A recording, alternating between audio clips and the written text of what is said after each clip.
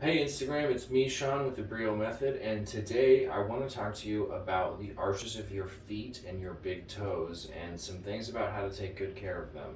So, generally, you can have an arch. If your feet are flat, you can still train your feet to have more of an arch. Maybe you're not going to have the most beautiful, perfect, natural arch ever, but your feet are capable of learning to maintain different shapes, like an arch.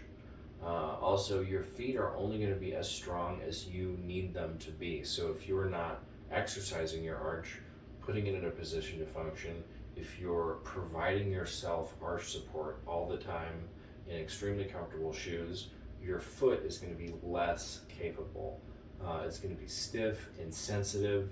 Like I mentioned before, your feet have just as many nerve endings as your hand, and it's important for them to be stimulated by a lot of different things so that they can give your brain plenty of information.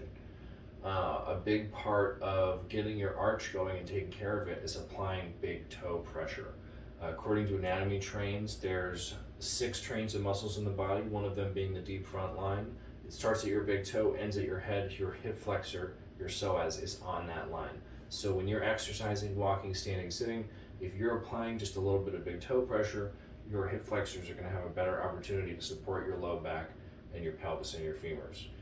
They're a very important set of muscles. Another thing to think about is how big toe pressure might improve your training. That could be a big deal. A lot of people I've worked with have reported that to be like life changing, basically. One more thing I want to talk about is arch supports.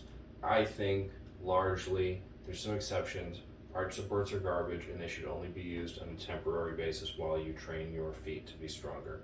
If you constantly give yourself more support, your feet are going to constantly get weaker. They're only going to be as strong as you need them to be when you're wearing toe spacers, walking around in flat shoes, doing things barefoot sometimes, getting different surfaces.